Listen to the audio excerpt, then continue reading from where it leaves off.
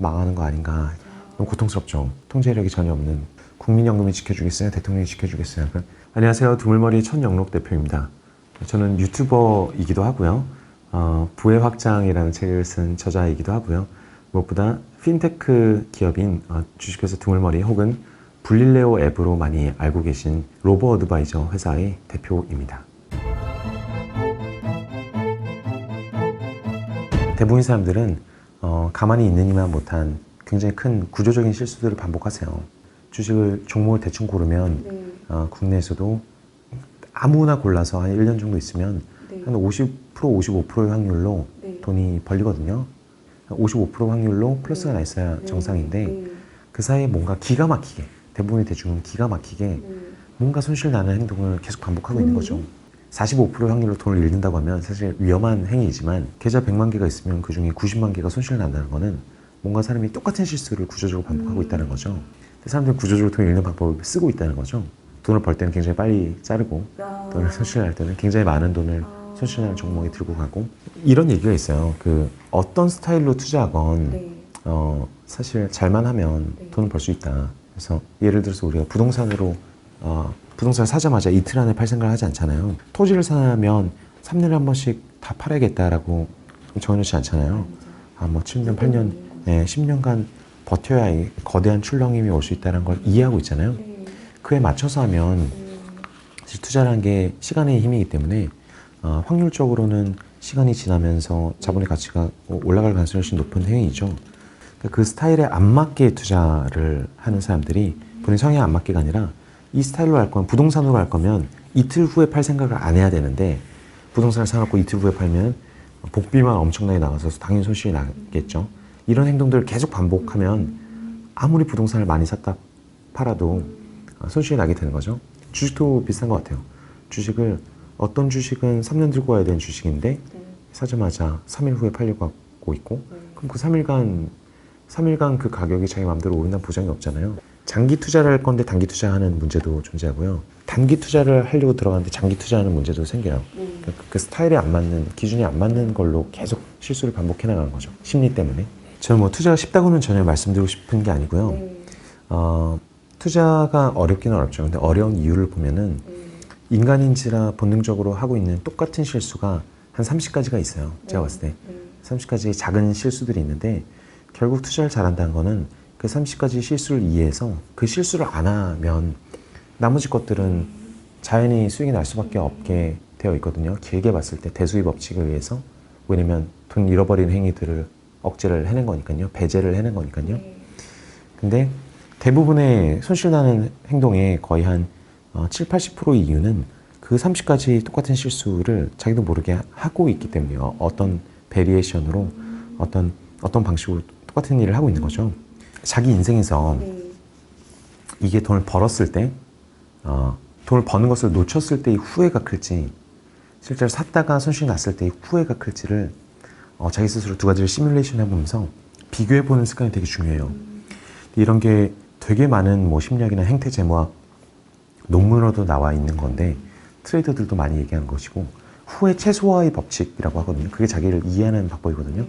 어떤 후회를 할지 내가 이해하고 있고 양쪽을 분석적으로 비교해봄으로써 내 마음이 쿨해지고요. 내 투자의 본질을 좀 이해하게 되고, 은행, 뭐 증권사 어디 가서 어떤 상품을 가입하더라도 제일 먼저 생각해야 될 것은 얘가 손실이 무조건 나거든요. 주식을 사면 마이너스 20% 이상 손실을 경험할 가능성이 거의 50%가 넘어가요. 현실적으로 50% 난다는 거는 1,000만 원 들어갈 때는 들어간 순간 수수료 200만 원 냈다고 생각해야 돼요. 800에 돌아서 나갈 수 있으면은 내 본전이다라고 생각을 해야지, 1,000만 원이 본전이라고 생각하면 손실 날 때마다 이제 엄청 스트레스를 받고, 그것도 시기마다 다 다르고 운영하는 금액마다 다 다를 것 같은데요. 수익률로 보면 저는 평균 한 20% 정도 했는데 20%를 거의 일자로 버는 게 저희한테 되게 중요했어요. 거의 매월 2%를 버는 게 되게 중요했어요. 저희는 거의 이제 매월 1.5에서 2.5% 사이에 벌었었죠. 트레이더들이 훨씬 더 위험하게 할 수 있으면 수익률이 훨씬 높일 수 있습니다. 그러니까 매월 버는 게 목표가 아니면, 그때는 목표 자체가 매월 버는 거였기 때문에 수익률을 되게 낮춰서 운영했죠. 미리 후회 최소화를 계속 계산을 하고 아예 기정사실로 이런 손실을 날 수 있다 기정사실로 정해놓고 받아들여야 되는 네, 그 상황이 왔을 때의 시뮬레이션을 나는 어떻게 행동하겠다를 사전에 많이 머리가 깨끗할 때 많이 정해두면 둘수록 이런 식으로 손실이 나면 난 끊겠다. 이런 식으로 손실이 나면 이건 더 애들을 해야 된다. 왜냐면 A처럼 손실이 난 거는 내가 실수를 했다는 의미고 B처럼 손실이 나는 것은 나에게 더 큰 기회가 왔다는 의미이기 때문에 다르게 행동해야 될을 사전에 엄청나게 정확하게 정리를 해놓지 않으면 그 순간이 왔을 때는 이게 너무 스트레스 속에서 판단력이 안 살아갖고 그 선택이 되게 쉽지 않거든요. 그게 소위 말하는 원칙이죠, 원칙. 원칙이 되게 돈 많이 버는 원칙 아니어도 괜찮습니다. 스트레스 레벨이 높아지면 뭘 해야 될지 몰라서 최악의 선택을 하기 굉장히 쉽기 때문에 항상 설령 잘못된 결정이어도 평소에 생각해서 원칙을 정해놔야 돼요. 손실 제가 해보면서 하루 2억 손실 났죠. 근데 책임 누가 져야 돼요? 책임이요? 궁금하다. 누가 져요? 손실한도 하루 2억이었었는데 제 손실한 돈 내에서 손실이 난 거예요. 제가 다 벌어둔 돈 내에서 벌어둔 돈이 충분히 쌓여 있으니까 그래서 주니어 때 제 인생에 제일 공포스럽게 제일 많이 손실 났던 게 주니어 때 손실 한도가 300만 원인데 주문 사고가 나서 한 천 몇백만 원을 잃어버린 적이 있거든요.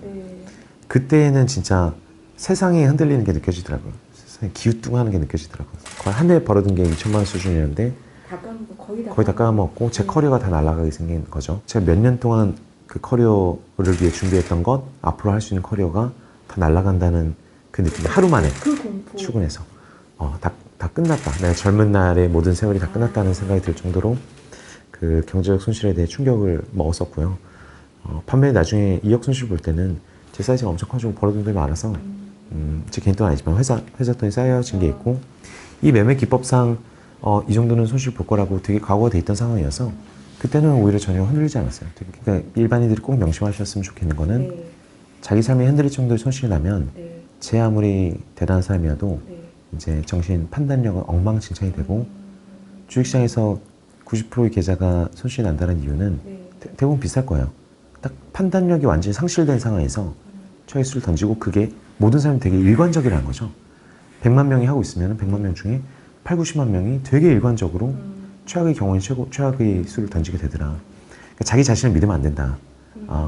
자기가 자기 생각을 어느 정도는 원칙화해서 적어놔야 되고 이런 말씀 드리면 그 원칙 지키기도 어렵지만 원칙을 정의하기 어려워서 문제 아니냐라고 하는데 사실 원칙 정의하기 되게 쉬워요. 그죠? 아주 간단하게 별 이득이 되지 않는 원칙을 적어 놓기만 해도 괜찮습니다. 사실 투자라는 거는 일반인이 10년간 투자를 할 거라면 이렇게 생각할 수 있어요. 그 10년 중에 굉장히 거대한 트렌드를 한두 개라도 맞이해야 거기 노출이 되어 있어야 돈을 버는 거거든요. 트레이더처럼 매년 20% 30%를 벌어가지고 자기가 매 순간 시장의 변화를 다 탐지해갖고 그 기회를 다 살려서 돈을 벌 가능성이 거의 없어요. 그 10년을 생각하면 일반인은 10년을 투자할 수 있잖아요. 대부분은 10년 앞이 잘 상상이 안 돼서 투자할 생각을 안 하시겠지만 10년을 투자하는 입장에서는 투자가 굉장히 쉬워져요. 왜냐하면 10년간은 예를 들어서 지난 10년간을 생각해보면 굉장히 거대한 트렌드가 몇 가지가 있었잖아요. 뭐 IT도 있었을 거고 뭐 5G 통신에 대한 것도 있었을 거고 바이오도 있었고 이런 얘기들 다 7, 8년 전부터 엄청나게 많이 나왔거든요. 2차 전지 이런 얘기. 근데 시장에 반영되는데 한참이 걸려요. 그렇죠. 얘기는 다 나오고 우리 다 알아도 여의도나 이제 월스트리트나 전문가들은 10년의 럭셔리가 없어요. 커리어가 3년간 못하면 잘리기 때문에 3년 안에 움직일 수 있는 종목만 투자를 해야 돼요. 그래서 4년 후에 움직일 종목에는 미리 투자를 해놓지 못합니다. 4년 후에 움직일 가능성이 높은 5년 후에 움직일 가능성이 5년 안에 움직일 것 같긴 한데 3년 안에 못 움직일 것 같다. 혹은 움직일 가능성이 약간 떨어질 수도 있다 라고 생각한 거는 바로 사실 못해요. 그러니까 계속 짧은 기간에 쫓겨갖고 트레이딩을 해야 되죠. 전문가들은. 올해 잘 해야 되니까 올해 오를 종목만 쫓아다니지 5년 후에 오를 종목에 5년 후에 400% 오를 종목인 거 뻔히 알아도 투자 못해요. 그 빌 게이츠가 이런 얘기를 하잖아요. 사람들은 10년을 과소평가하고 1년을 과대평가한다. 근데 투자에 진짜 맞아요. 1년 안에 자기가 30% 낼 수 있을 것 같은데 10년 안에 400%는 그런 거 어떻게 고르냐 이렇게 얘기하는데 10년에 400% 나는 게 훨씬 쉽거든요. 아직 전문가들이 그 투자자들은 얘기 아니지만 전문가들은 학자들은 산업계에서 얘기하는 거대 트렌드 이건 분명히 이렇게 된다라고 얘기하는 것들은 10년에 이뤄질 어느 순간 갑작스럽게 이뤄질 가능성이 굉장히 높고 네. 그 갑작의 타이밍은 우리가 100% 알 수 없지만 네. 전문가들도 알 수 없고 네. 그건 약간 복잡계처럼 서로 눈치 보다가 갑자기 훅 이뤄지는 거지만 네. 10년에 이뤄질 가능성이 80%다. 80% 확률로 한 3, 400% 가겠다 하는 것들은 일반인들도 자기가 좋아하는 영역에서는 충분히 알 수가 있어요. 그래서 일반인들이 투자하기 쉬운 것은 자기에게 유리한 네. 타임프레임인 네. 10년 정도고 특히 해외 쪽을 보면 네. 일반인이 더 큰 트렌드를 볼 수 있잖아요. 그렇죠. 그래서 10년 후에 중국이 더 성장해 있을 것이냐 그거에 대해 의심하는 사람 아무도 없을 거예요. 그렇죠. 일반인들 1년 안에 중국은 위기 올 거야 막 이런 얘기를 하지만 그럼 10년은 어때? 그러면 10년은 당연히 성장이 있겠지. 세상에 제일 성장이 있겠지. 근데 1년 후가 문제라니까 이런 얘기를 하는데 제가 봤을 때 반대예요. 1년 후에 위기 오면 좋죠. 그러면 10년간 어차피 성장할 건데 더 싸게 살 수 있는 거잖아요. 그런 것들 한국인이 이해하고 있는 트렌드들 10년짜리 트렌드들이 존재하거든요. 그래서 수영이라 치면 네. 물에 떠 있기만 해도 사실 되게 좋은 거잖아요. 그렇죠. 헤엄치고 건강해지면 좋은 건데 그걸 뭐 꼭 프로한테 배우듯이 네. 그걸 도전할 필요도 없고요. 네. 그래서 그런 식으로 목표를 주식을 하되 내 재산의 한 40% 정도 가지고 주식이랑 채권이랑 내 재산의 40%? 주식은 자기 재산 20% 하기 되게 힘들어요. 근데 주식 자산 배분을 하면 40% 50%를 넣을 수가 있어요. 채권이랑 섞어서 이건 주식을 하는 게 아니다. 날리면 안 되잖아요. 그렇죠. 자산 배분하면 네. 주식만 하는 것보다 안정성이 훨씬 높아지니까 자산 배분 포트폴리오라는 게 이렇게 생각해 보셔도 좋을 것 같아요. 전 세계의 최고의 부자들 1000명, 2000명, 뭐 10만 명이라고 해볼게요. 10만 명의 부자들이 가지고 있는 포트폴리오의 평균을 보면 자산 배분이에요. 우리가 자산 배분하면 그들의 부랑 똑같은 속도로 증식이 될 수 있는 거죠. 제 생각에는. 그러니까 투자를 함에 있어서 전 세계 자산군이 어쨌든 서로 번갈아 가면서 빠지고 번갈아 가면서 오르거든요. 결국은 올라요. 자본주의가 건전한 나라들은. 근데 부자들은 그게 잘 배분이 되어 있죠. 네. 채권도 가지고 있고 부동산도 가지고 건물도 가지고 있고 주식도 가지고 있어서 기업을 가지고 있거나 그래서 대체로 자본주의가 가져오는 모든 부를 그 포트폴리오로 다 누릴 수가 있는데 주식만 가지고 있으면은 주식시장이 빠지고 채권이 오를 때는 그냥 주식시장이 인생에 다 걸려버리는 건데 우리는 어차피 자본주의 베팅하는 거라면 멀리서 봤을 때 자본주의 베팅하는 거라면 기본 포트폴리오는 자산 배분이 되는 게 가장 좋죠. 부자들이 돈 벌 때는 어쨌든 그냥 자동으로 따라가지는 포트폴리오니까요. 부자들이 가난해질 때는 거기서는 돈을 더 넣을 수 있는 기회가 되겠죠.